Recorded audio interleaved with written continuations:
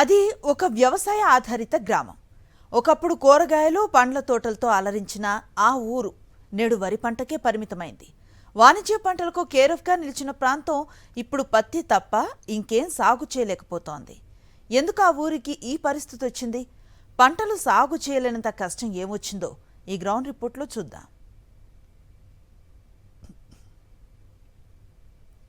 ఎలకల బాధకు ఇల్లు తగలబెట్టుకోకపోవచ్చునేమో కానీ కోతుల బాధకు ఇప్పుడు రైతులు వాణిజ్య పంటల నుంచి ఇతర పంటలకు మారాల్సిన పరిస్థితి ఏర్పడుతుంది.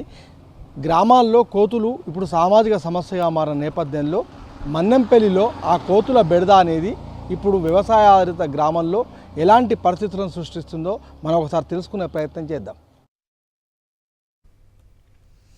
ఇక్కడ కనిపిస్తున్న ఈ ఊరు కరీంనగర్ జిల్లా తిమ్మాపూర్ మండలంలో మన్నెంపల్లి గ్రామం. ఈ ఊళ్ళో మనుషుల జనాభా కంటే కోతులే ఎక్కువ. ఒకనాడు నిమ్మ తోటలు, మామిడి చెట్లు, జామ తోటలు, సీతాఫలాలు, అల్ల నేరేడు పళ్ళు ఇలా ఎన్నో పండ్ల తోటలకు ఉమ్మడి జిల్లాలో ధర్మపురి, కొండగట్టు, వేములవాడ వంటి ప్రాంతాలతో పాటు పక్కనే ఉన్న కరీంనగర్కు ఎగుమతి చేసే మల్లెలు, గులాబీలు, బంతి, చామంతి వంటి పూల తోటలకు, బీర, బెండ, దొండ, వంకాయ వంటి కూరగాయల పంటలకు ఈ ఊరు గతంలో కేర్ ఆఫ్ అడ్రస్గా నిలిచింది.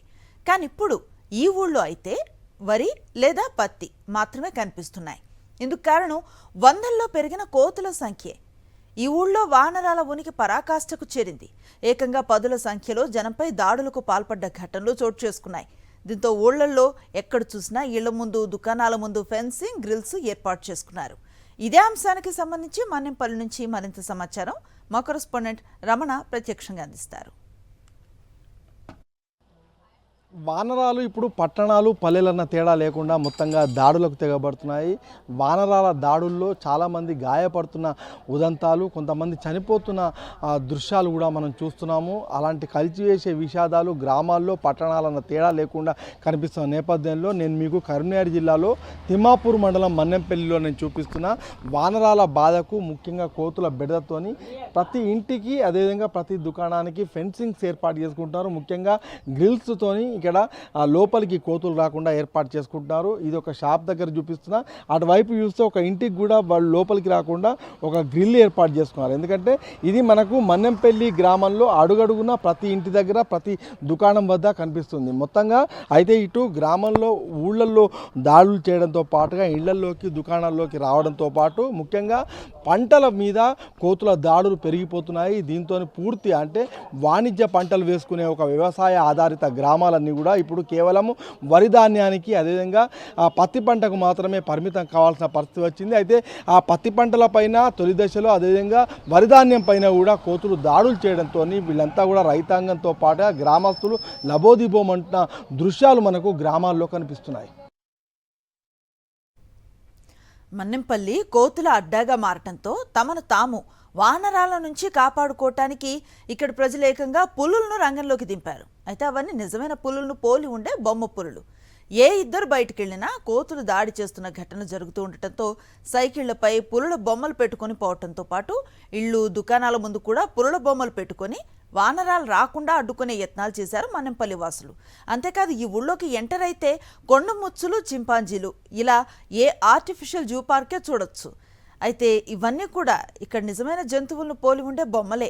ఎందుకంటే ఆ బొమ్మలను చూసి కోతులు రాకుండా పారిపోతాయని గ్రామస్తులు వాటిని ఏర్పాటు చేసుకున్నారు. స్థానికంగా ఎన్ని ఉపాయాలు ఆలోచించినా మన్నెంపల్లి వంటి గ్రామాల్లో కోతుల బెడద మాత్రం తీరటం లేదు. దీంతో వీరంతా కలిసి సోషల్ ఫండ్ రైజింగ్తో తలా కొంత డబ్బులు వేసుకుని కోతులను తరివేయాలని నడుం బిగించారు. మొదటి దశలో ఒక్కో కోతికి 400 రూపాయల చొప్పున ఖర్చు చేసి 400 కోతులను పట్టించారు. ఎంతో కొంత కోతుల సంఖ్య బెడద తగ్గింది అనుకునే లోపు పట్టించిన దానికన్నా ఎక్కువ సంఖ్యలో కోతులు మందలు మళ్లీ వచ్చి పడ్డాయి. ఇప్పుడేం చేయాలో వారికి పాల్పోవటం లేదు. పచ్చని పొలాలకు కేరఫ్గా ఉన్న ఈ ఊళ్ళో ఇప్పుడు వరి, పత్తి మాత్రమే ఎందుకు సాగు చేస్తున్నారు? అక్కడి గ్రామస్తులు, రైతులు ఏమంటున్నారో మా కరెస్పాండెంట్ రమణ అందిస్తారు. వానరాల బెడదతోని మొత్తంగా వాణిజ్య పంటలకు ఇప్పుడు పెద్ద దెబ్బ పడింది. ప్రస్తుతం మనం తిమ్మాపూర్ మండలము మన్నెంపల్లిలో ఉన్నాము. మన్నెంపల్లిలో ఇప్పటికే ఈ కోతులు బెడదతోని ఊళ్ళల్లో మొత్తంగా అందరూ బెంబేలెత్తిపోతున్నారు. ఈ క్రమంలో ఇళ్ల వద్ద అదేవిధంగా దుకాణాల ముందు మొత్తంగా ఫెన్సింగ్స్ ఏర్పాటు చేసుకుంటారు. మరొక వైపు మన్నెంపల్లి అంటే ఒక వ్యవసాయ గ్రామము. అయితే వ్యవసాయ ఆధారిత గ్రామాల్లో వాణిజ్య పంటలు వేసుకునే రైతాంగం ఎక్కువగా ఉండేది. కానీ ఇప్పుడు మనం చూడవచ్చు మొత్తం ఎక్కడ చూసినా వరి పంటలు మాత్రమే కనిపిస్తాయి. ఈ వరి పంటలతో పాటు ఇప్పుడు పత్తి పంటల పైన కూడా మొత్తంగా వానరాలు దాడి చేయడంతో వీళ్ళంతా కూడా అంటే ఇప్పుడు కనీసం లాభసాటి పంటలు కాదు, కనీసం వరి పంట కూడా మిగలకుండా పోతుందని చెప్పేసి ఆవేదన వ్యక్తం చేస్తున్నారు. ఈ క్రమంలో ఇక్కడ మన్నెంపల్లికి సంబంధించి దాదాపు 400 కోతులను ఇప్పటికీ ఒకసారి ఒక విడతలో పట్టించారు. కానీ మొత్తంగా ఇంకా కూడా ఆ కోతుల బెడద అయితే తీరలేదు. ఒకసారి వారితో మనం మాట్లాడించే ప్రయత్నం చేద్దాం. అన్న చెప్పండి, ఏంటి అసలు మీ ఊళ్ళో ప్రాబ్లం ఏంటి? రైతులకు సంబంధించి ముఖ్యంగా వాణిజ్య పంటలు వేసుకునే ఊరు ఇది, మంచి వ్యవసాయ గ్రామం, కానీ మీరు కోతులతో బాధపడుతున్నట్టు తెలిసింది. ఏంటి? కోతులు ఇక్కడ చాలా జమ అయినాయి. ప్రతి ఒక్క ఊరు, ఈ ఊరనే కాదు కానీ మల్లాపూరు, పురంల, మన్నెంపల్లి. కానీ కాకపోతే ఏంటంటే మాకు వేరే అరతడి పంటలు వేసుకోవడానికి అవకాశం లేకుండా పెసర్లు, కందులు, మినుములు, మక్కలు అలాంటివి ఎలాంటివి వేసుకోకుండా వరి ధాన్యం ఒకటే ఉంది. ఆ వరి ధాన్యం కూడా పొట్ట దశలో మొత్తం లాగేసి తినుడు, అది కూడా కావాలి కాసుకొని ఉంటేనే ఈ వరి ధాన్యాన్ని కూడా కాపాడకుండా అవుతుంది. కోతుల బెడదతోని భయానికి మేము అందరూ ఒక పక్క ఏరియా రైతులందరూ కలిసి ఇట్లా కొట్టుకుంటా అటు ఇట్లో మొత్తం మీదనైతే ఈ ధాన్యం పండించినాం. ఊరి అయినా ఇంకో గ్రామాల నుంచి కూడా మళ్ళీ ఇక్కడికి వలస రావడం వల్ల మళ్ళీ సేమ్ అదే కంటిన్యూ అవుతుంది.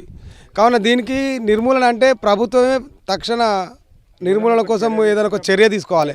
ఎందుకంటే వాటికి కుటుంబ నియంత్రణ చేపించి చేస్తారా, లేకపోతే ఏ రకంగా చేస్తారు, వారి ప్రభుత్వాలు దీని గురించి ఆలోచించి నిర్మూలిస్తే తప్ప ఇక దీన్ని అరికట్టడం చాలా అసాధ్యం.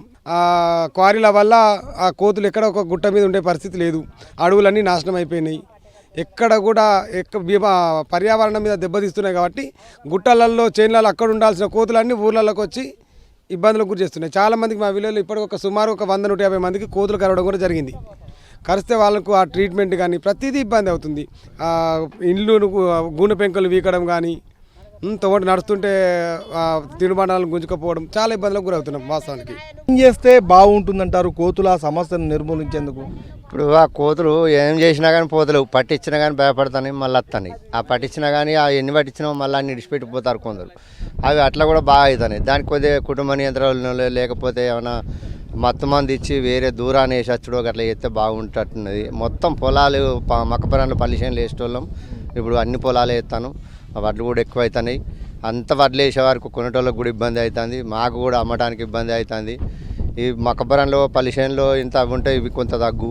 ఈ కోతులు చేయబట్టి పంట వేసుకోవడానికి వీలైతలేదు. ఇట్లా వాణిజ్య పంటలు, కూరగాయల పంటలు, పండ్ల తోటలు కూడా పండించే ఒక గ్రామంగా ఈ మన్నెంపల్లికి పేరుంది. కానీ ఇప్పుడు అవన్నీ మాయమైపోయి కేవలం వరి ధాన్యానికే పరిమితం అవుతున్నారు. ఈ వరి ధాన్యం కూడా పెరిగిపోవడంతో కొనుగోళ్లు జరగడం లేదు. దీంతో మొత్తంగా అటు పంటలు వాణిజ్య పంటలు పండించలేక, ఇటు వరి ధాన్యం కొనుగోలుకు నోచుకోక మొత్తంగా కోతుల బెడద అనేది ఒక పెద్ద సామాజిక సమస్యగా మారిందని చెప్పేసి మన్నెంపల్లి వాసులు చెప్తారు.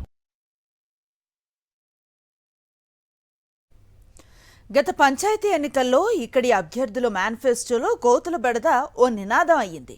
తాము సర్పంచ్గా గెలిస్తే కోతుల బాధను తీరుస్తామని చెప్పిన వాళ్ళకే ఇక్కడ ప్రజలు ఓట్లు వేసి గెలిపించారు. అంతేకాదు పీసీసీ అధ్యక్షుడి హోదాలో పాదయాత్రను చేపట్టిన ప్రస్తుత ముఖ్యమంత్రి రేవంత్ రెడ్డి ఈ ఊరికి వచ్చినప్పుడు, సారు మీరొక్క కోతులను వెలగొట్టండి, మా ఓట్లన్నీ మీకే వేస్తామన్నారంటే ఇక్కడ కోతుల సమస్య ఎంత పెద్ద సమస్యగా మారిందో అర్థం చేసుకోవచ్చు.